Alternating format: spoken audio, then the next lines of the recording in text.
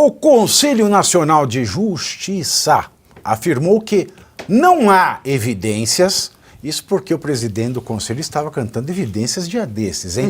Ai, eu me lembro, tá? O presidente do CNJ é o Barroso, estava lá cantando evidências, agora vem o CNJ e diz que não há evidências. Evidências de quê? De que o fim da saidinha, né, a saída temporária de presos, evite o aumento da criminalidade no país. Porque eles não andam na rua, né? A conclusão consta em relatório sobre a lei que extinguiu o benefício aos detentos e que foi enviado ao ministro do Supremo Tribunal Federal, Edson Fachin. Segundo o CNJ, cerca de 4,1% dos presos beneficiados com a saidinha não retornam aos presídios, o que não traz qualquer consequência negativa à segurança pública.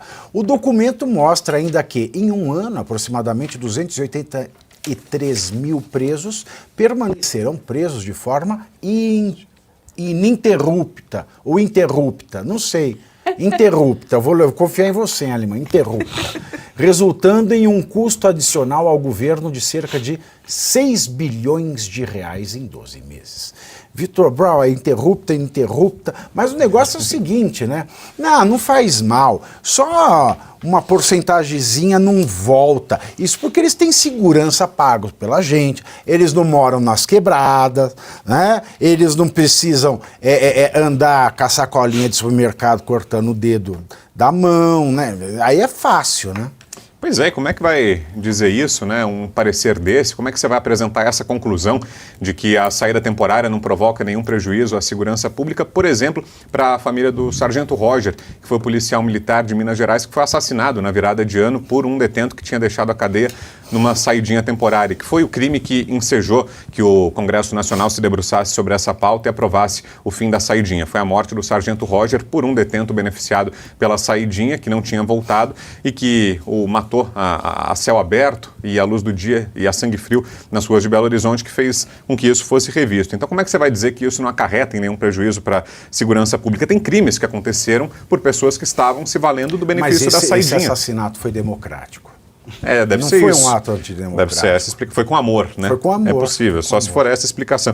E aí, quando é conveniente, vem o argumento do custo, né? O CNJ embasa essa conclusão, por exemplo, no fato de que as pessoas que vão continuar presas vão causar um custo maior para o sistema carcerário, vão acarretar um ônus ao sistema carcerário. Estou concluindo aqui que a partir dos dias que elas vão continuar na cadeia, vão gerar um custo maior para o sistema penitenciário. Então, nesses momentos serve essa argumentação do custo, quando se fala, por exemplo, do custo do judiciário brasileiro, que tem que ser revisto, que tem que ser enxugada a máquina pública, que ministro não precisa de um cara para colocar a capa neles, que não precisa ficar bancando viagem à China, por exemplo, que os custos dos tribunais brasileiros precisam ser menores, que o Brasil gasta muito, tem uma justiça extremamente lenta. Quando se fala isso, aí é varrido para baixo do tapete. Mas para se defender, por exemplo, a saidinha, aí vem a argumentação de quanto um preso custa, né? A cadeia. O preso custa na cadeia. Ninguém vai falar, então, para que condenar 17 anos gente sem antecedente criminal, né? Quanto vai custar esse... Para quê? E aí, e agora? Vamos manter coerência? Não, vamos fazer workshop na China. Pavinato, vou pegar o elemento do que o Brau trouxe. Eu estava saindo de Brasília, estava pegando para ir para o aeroporto e ouvi no rádio a seguinte situação. Numa dessas saidinhas, tinha acabado de acontecer um acidente de um cara que saiu, corroborou um carro na rodoviária, pegou, a polícia saiu correndo atrás, ele passou, atropelou um outro carro, com o carro que ele tinha roubado, e matou uma família. Ele estava com o quê? Com aqueles anfíbios? Não sei, é porque ele pegou muita velocidade. Abalou ou atropelou? Atropelou, porque ele praticamente cortou o carro no meio do outro. Então ele estava com muita velocidade e deu-lhe no meio de um outro carro. Né? Então isso é possível, está no universo da possibilidade lógica. Mas quando você olha isso, é dentro desses 4, poucos % que o juiz acha que não altera nada, mas que altera muito sim. porque do montante, aqueles milhares que vão ficar nas ruas e não vão voltar, são criminosos que estão dispostos a fazer qualquer coisa, porque eles não têm como se reinserir na sociedade. Quem perdeu Porque um pai, uma mãe, não importa se são 4%, Não, são mas 5%. perdeu democraticamente o pai. Agora eu tenho uma pergunta para fazer e eu gostaria O problema é cagar na mesa do ministro. Se cagar na mesa do ministro, Isso aí perder pai e mãe, isso é democrático, é do jogo, é do jogo. Você que é jurista, Pavinato, essa é a pergunta que eu tenho para te fazer. É função do CNJ estar fazendo estudos técnicos sobre questões que deveriam ser trabalhadas no parlamento brasileiro, ou o CNJ deveria estar tratando de questões administrativas do judiciário, porque é o que me parece para o qual, a função para a qual ele foi criado. Se você pegar a missão, eu não vou ler aqui, mas quando você pega as atribuições e a missão do CNJ, que está na página do CNJ, não é no frontispício, está no momento que diz quem somos e o que fazemos, em nenhum momento está dizendo que eles têm que estar dando parecer sobre questões que são tratadas no parlamento brasileiro. Giz, mas eles fazem, é o CNJ, como diria o meu amigo espanhol, CNJ. Por favor, seu comentário. Não é um país sério, né? Porque não me interessa muito qual é a quantidade. A gente tem uma realidade muito dura aqui no Brasil em termos de criminalidade. Quase não saiu. E, mais uma vez, é preciso ressaltar que essa criminalidade... Tomou conta da cidade, a sociedade põe a culpa nas... É tipo isso. A sociedade põe a culpa nas autoridades porque elas têm culpa. É por isso que se põe, porque a camada que mais sofre com essas questões são as camadas mais vulneráveis, que não têm a possibilidade, por exemplo, de utilizar uma arma, ainda mais agora, né, no governo petista, porque é uma coisa ainda que é muito cara, justamente por conta dessa burocracia toda em cima, dessa cultura anti-armas, então ela não tem a possibilidade de autodefesa. São nos lugares mais vulneráveis, onde estão os focos dos tráficos de drogas, então suas mães estão perdendo seus filhos para esses tráficos, e nada disso é visto, nada disso é falado. E assim, o valor de uma vida, não tem como a gente ir lá e mensurar e contar. Não interessa se perder uma vida, a vida é o primeiro ponto, né? Porque você precisa estar vivo para ter a propriedade privada, que é o segundo ponto que o bandido vai ali solapar. Se você não tem nada disso, você não tem uma ordem jurídica no país. E aí a gente coloca essa questão que o Pavinato trouxe, que elucida muito bem a situação do nosso país. A gente tem senhoras sendo tratadas como criminosas, como se elas tivessem matado, estuprado, enfim, feito crimes hediondos. E criminosas tratadas como senhoras. Exatamente. Boa. É isso, perfeito. É um desrespeito muito grande, né? É uma clara inversão de valores que a gente está vendo em absolutamente tudo. Exatamente. Não importa, eu estou muito com o Brau também, porque não importa se é 4%. Se for 0,1% e esse cara sair e ele matar alguém, roubar alguém, praticar alguma coisa dessa, a marca já está feita na sociedade. Que tipo de lambança é essa, usando esse tipo de dado, que você julga que, por mais que seja baixo, o crime é aceitável?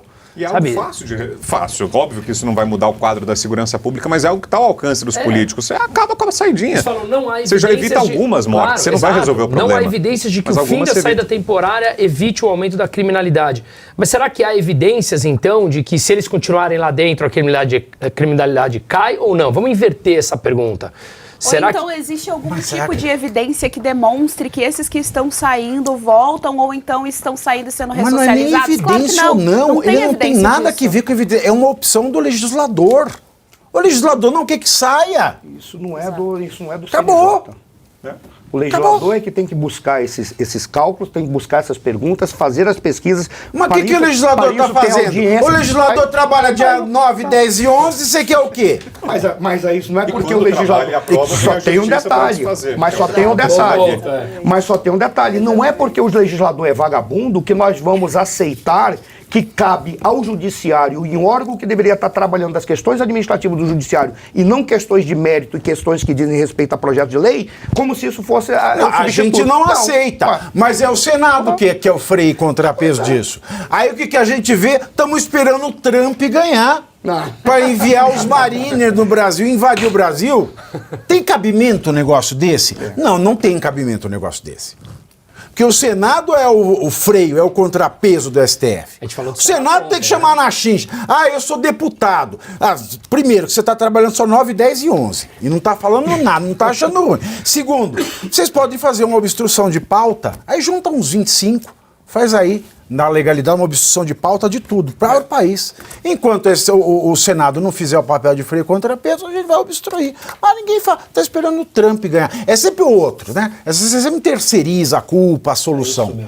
Ninguém. Esse é o grande problema. E quando a pessoa ela vai entrar no pensamento de direita, ela sempre estuda Ayn Rand, o romance A Revolta de Atlas. É um clássico. É um clássico. E uma das coisas que ela fala, que ela demonstra, que é a coisa mais daninha, mais perversa, mais prejudicial a uma sociedade, é uma pessoa que não assume para si própria a culpa. É sempre o outro. Ah, não deu certo porque o outro. Ah, eu não fiz porque o outro. Ah, isso aconteceu porque ele. Ah, isso aconteceu porque aquele. Ah, isso só vai dar certo se ele. Sabe, ninguém chama para si a responsabilidade. Essa é uma grande perversidade. Chamar para si a responsabilidade.